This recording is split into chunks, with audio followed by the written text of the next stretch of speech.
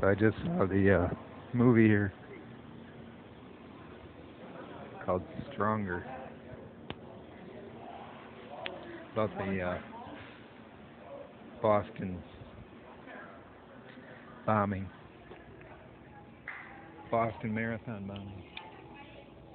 This is much different than the Mark Wahlberg depiction of it.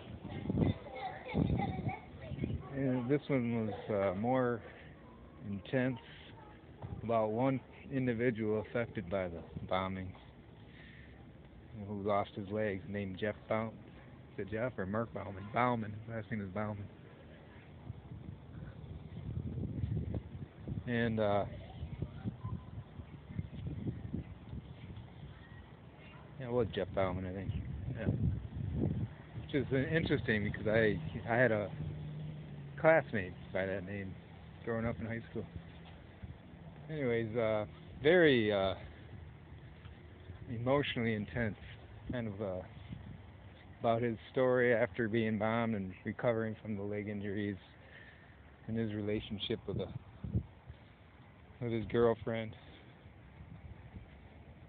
For Christians, just be warned, it's very realistic in terms of language, a lot of F words. Just got to deal with it. You just got to deal with that with almost any movie these days in Hollywood, unless they're specifically for Christian audiences. A lot of scenes that are, difficult in terms of revealing physical disabilities and things like that, but that's something Christians should grapple with, just like anybody else. It's also about perseverance as a theme to overcome the hardship of a disability such as this, and about terrorism, obviously, and victims of terror, for whom we should pray. So, I mean, there's lots to say about it, lots of good things about it.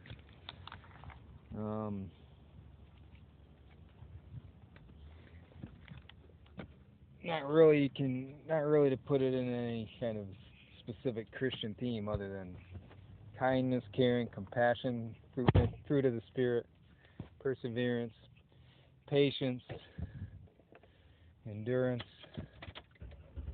long suffering. Maybe that's the best word to go along with it. Long suffering. And redemption, among other things. And pretty good acting, not only by the main actor Jake, who plays the wounded man, but also his girlfriend. She really did a good job, I thought.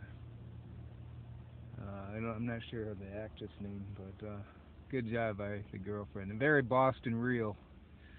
I know a little bit of Boston, not much, but mostly what I know is similar to where I grew up in West Michigan. A lot of small cliques and people who stay in that area for generation upon generation. So I'm kind of familiar with that kind of neighborhood, so to speak, even though I don't live there anymore myself. But so I don't know. It's worth seeing as a good reminder and to kind of really pull you into the emotional aspect of the film and the disability aspect. Something to pray about. Those who are there. I mean, some of them were killed and some left permanently disabled like that.